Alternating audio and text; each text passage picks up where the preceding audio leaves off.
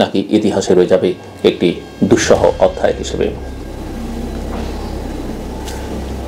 জুলাই মাসের রক্তাক্ত গণহত্যা, দীর্ঘ 15 বছরের দমনপীড়ন, গুম, খুন এবং দুর্নীতির অভিযোগের ভার নিয়ে আওয়ামী লীগ আজ একটি অনিশ্চিত মোড়ে দাঁড়িয়ে।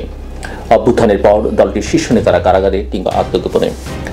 জাতিসংঘের অনুসন্ধান বলছে যে আইন শৃঙ্খলা বাহিনীর সহায়তায় দলটি এবং তার অঙ্গ সংগঠনগুলো হত্যাকাণ্ডে অংশ নিয়েছে।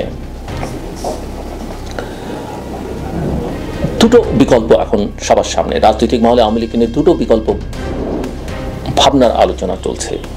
প্রথম বিকল্পটি হচ্ছে শেখ হাসিনা এবং তার পরিবারের সদস্যদের বাদ দিয়ে একটি বিদ্রোহী দল গঠন করা, যার নাম দেওয়া হয়েছে রেবেল আওয়ামী লীগ। দ্বিতীয় বিকল্প যেটি আলোচনার মধ্যে আছে সেটি হচ্ছে শেখ হাসিনার সম্মতিতে তার পরিবর্তে কিছু স্বচ্ছ ভাবমূর্তির নেতাদের নেতৃত্বে একটি রিফাইন্ড আওয়ামী লীগ গঠন করা। এনসিপি নেতা হাসনাত আবদুল্লাহ এবং সার্জিস আলমের ফেসবুক পোস্টে এই বিকল্পগুলো উঠে আসে। ছাত্রদের বড় একটি অংশ রিফাইন্ড ভাবনার বিরোধী। তারা চায় আগে বিচারের মাধ্যমে দায় নিরূপণ হোক, তারপর রাজনীতিতে ফেরা, অর্থাৎ আওয়ামী লীগের রাজনীতিতে ফেরা। এই বিতর্কের মধ্যে সেনাবাহিনীকেও জড়িয়ে ফেলা হয়েছে। 11 মার্চ ছাত্র নেতাদের সঙ্গে সেনাপ্রধান জেনারেল ওয়াকারুজ্জামানের একটি বৈঠকে এই দুই বিকল্প নিয়ে আলোচনা হয় বলে দাবি করা হয়েছে। সেনাপ্রধানের বক্তব্য, যারা অপরাধে জড়িত নন এবং স্বচ্ছ ভাবমূর্তি, তারা নির্বাচনে এলে আন্তর্জাতিক মহলে গ্রহণযোগ্যতা বাড়বে। নির্বাচনের গ্রহণযোগ্যতা, তবে সিদ্ধান্ত নিতে হবে সরকার এবং রাজনৈতিক দলগুলোকে একসঙ্গে। এই বৈঠকের পর এনসিপি নেতা হাসনাত আবদুল্লাহ বলেন, ফেসবুকে পোস্ট দিয়ে ক্যান্টনমেন্ট থেকে তাদের কাছে আসন সমঝোতার ভিত্তিতে রিফাইন্ড আওয়ামী লীগের প্রস্তাব দেওয়া হয়। এরপর থেকেই শুরু হয় বিতর্ক। সেনাবাহিনী প্রথমবারের মতো এত খোলামেলা আলোচনার অংশ হয়ে ওঠে। এনসিপি এর প্রতিবাদ জানায়, বিএনপিও সতর্ক প্রতিক্রিয়া জানায়। বিএনপি নেতৃত্বাধীন রাজনৈতিক দলগুলো বা বিরোধী দলগুলো দুভাগে বিভক্ত। একদিকে বিএনপি নেতৃত্বাধীনরা এবং অন্যদিকে বিএনপির সঙ্গে অতীতে থাকা দলগুলো খানিকটা বিএনপির সঙ্গে ভিন্ন অবস্থানে। একাংশ মনে করে শেখ হাসিনাকে বাদ দিয়ে কেউ নেতৃত্বে এলে তা মেনে নেওয়া যায়। অন্য অংশ বলছে কোনো ধরনের ফ্যাসিবাদী শক্তির পুনর্বাসন তারা মেনে নেবে না। মিস্টার তারেক রহমান খোলাখুলি বলেন, ফ্যাসিবাদের পুনর্বাসন চলবে না। তবে বিএনপির কৌশলগত অবস্থান হচ্ছে আওয়ামী লীগকে নিষিদ্ধ করা হোক, না হোক নির্বাচনে অংশ নিতে চাইলে আগে বিচার এবং দায় নিরূপণ করতে হবে। এখানে উঠে আসে দক্ষিণ আফ্রিকার ট্রুথ অ্যান্ড রিকনসিলিয়েশন কমিশনের প্রসঙ্গ। সেখানেও অপরাধ স্বীকার এবং ক্ষমা প্রার্থনার মাধ্যমে অপরাধীদের রাজনীতিতে ফেরবার সুযোগ দেওয়া হয়েছিল। বাংলাদেশেও অনেকে এই মডেল অনুসরণ করে আওয়ামী লীগকে সুযোগ দিতে চান, তবে শর্ত সাপেক্ষে। অবশ্য আওয়ামী লীগ সেই সুযোগ দেবে কিনা, দিতে চাইবে কিনা, সেটাও একটা বড় প্রশ্ন। সরকারের এক উপদেষ্টা এই প্রক্রিয়া তদারক করছেন বলে জানা গেছে। যারা শেখ হাসিনাকে পরিত্যাগ করে দুঃশাসনের জন্য জাতির কাছে ক্ষমা চায়, তাদের নির্বাচনে আসতে দেওয়া হতে পারে। যদি রিফাইন্ড আওয়ামী লীগ গঠিত হয়, কে হবেন নেতা? আলোচনায় রয়েছেন সাবের হোসেন চৌধুরী, যিনি একদিনে 6 মামলায় জামিন পেয়ে আলোচনার কেন্দ্রবিন্দুতে। তার নেতৃত্বে একটি হাসিনা বিরোধী কিন্তু আওয়ামী দল গঠনের প্রস্তাব রয়েছে, তবে তিনি সরাসরি বিদ্রোহী হতে চান না। 2007-18 তিনি সেই অর্থে হতে পারেননি বা হননি। শেখ হাসিনার সম্মতি থাকলেও তিনি নেতৃত্ব দিতে পারেন, এমন ইঙ্গিত মিলেছে। আমার যেটা ব্যক্তিগত ধারণা, এগুলো পত্রপত্রিকার কথা, শেখ হাসিনা সাবির হোসেন চৌধুরীর ব্যাপারে খুব একটা সম্মতি দেবেন না। এবং আওয়ামী লীগকে রাজনীতি করতে হলে, শেখ হাসিনার আওয়ামী লীগ নামে করতে হলে তার একটা এন্ডোর্সমেন্ট লাগবেই।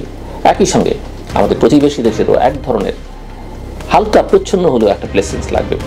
সাবের হোসেন চৌধুরী সেই বিবেচনা থেকে তাদের ব্লেসিংসও পাবেন না বলে আমার ব্যক্তিগত ধারণা। অন্যদিকে আওয়ামী লীগের যুগ্ম সম্পাদক নাসিম এটি পত্রিকাকে বলছেন, শেখ হাসিনা ঐক্যের প্রতীক, নতুন নেতৃত্বের প্রশ্নই ওঠে না। এটাই বুঝিয়ে দেয় দলের অভ্যন্তরে মতানৈক্য অত্যন্ত প্রকট। এই পুরো বিতর্কের মাঝখানে একটাই প্রশ্ন, আওয়ামী লীগ কি ভবিষ্যতে রাজনৈতিক ময়দানে ফিরে আসবে? ফিরে এলে কোন রূপে, বিদ্রোহী না পরিশোধিত? যদি রিফাইন্ড আওয়ামী লীগ আসে, তবে তা কি হবে শেখ হাসিনার ছায়ার পুনরাবৃত্তি? আর যদি বিদ্রোহী আওয়ামী লীগ আসে, তা কি আদৌ জনগণের সমর্থন পাবে? বাংলাদেশের রাজনীতি আজ এক সন্ধিক্ষণে দাঁড়িয়ে।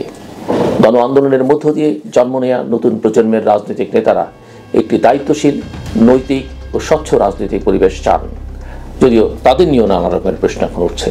আর সেই পরিবেশে কিভাবে পুরনো দলগুলোর স্থান হবে, সেটা সময়ই বলবে।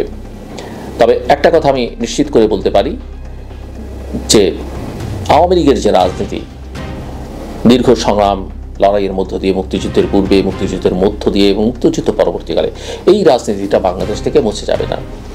এই রাজনীতি খানিকটা ক্ষয়িষ্ণু হবে এবং তার কিছু সুবিধা, যদি বিএনপি এখন যে রাজনীতি করতে চাইছে মধ্যপন্থার রাজনীতি, সেখান থেকে তারা একটা বড় বেনিফিট পাবে। কিন্তু আওয়ামী লীগের, আমার ধারণা যে আওয়ামী লীগের কামব্যাক করতে বেশ সময় লাগবে, বেশ কয়েকটা বছর লাগবে। কিন্তু তাদের আশাটা আমি আগেও বলেছি ত্বরান্বিত হবে যারা এখন ক্ষমতায় আছেন তাদের ক্রিয়াকর্মের কারণে, এবং তারা যা করছেন তাতে আওয়ামী লীগ সে ধারণা করা গিয়েছিল যে যতটা সময় পরে তার প্রত্যাবর্তন হবে তার চেয়ে একটু আগে হবে। এবং বিএনপি যদি নির্বাচন করে জিতে এসে বড় ধরনের ভুল না করে তাহলে হয়তো আওয়ামী লীগের আশা আবার বিলম্বিত হবে, কিন্তু বিএনপি ভুল করলে আওয়ামী লীগের আশা আরও ত্বরান্বিত হবে। তবে গণতান্ত্রিক রাজনীতিতে সিদ্ধান্তটা আসলে জনগণের উপরে ছেড়ে দেওয়াই ভালো, এবং তারা একমাত্র উপায় হচ্ছে নির্বাচনে আমি মনে করি অনেকেই একমত হবেন যে আওয়ামী লীগ হয়তো নিষিদ্ধ করতে চাইবেন না। অনেকেই যারা গণতান্ত্রিক ধারায় বিশ্বাস করেন নির্বাচনও ব্যান করা ঠিক হবে না। তো আওয়ামী লীগের যারা অপরাধ করেছেন তাদের প্রত্যেকের বিচার, শাস্তি হওয়া উচিত, এবং বিচার হলে, শাস্তি হলে নিশ্চয়ই তারা নির্বাচন করতে পারবেন না, ওই প্রক্রিয়ার বাইরে থাকবেন, কিন্তু বাকিরা নিশ্চয়ই করবেন। কিন্তু কতজন আওয়ামী লীগের প্রার্থী হয়ে নির্বাচন করবার মনোবল আছে, নৈতিক অবস্থান আছে, সেটা একটা দেখবার বিষয়। তবে ভোট করে খুব নিকট ভবিষ্যতে আওয়ামী লীগ খুব বড় কিছু করতে পারবে সেটা আমার কাছে মনে হয় না। তবে একেবারেই আওয়ামী লীগকে দূরে ঠেলে দেবার কোনো কারণে অন্তত বিরোধী দলে তাদের একটা জায়গা তারা হয়তো করে নিতে পারে বলে আমার ধারণা, কারণ তাদের যে ভোট বেস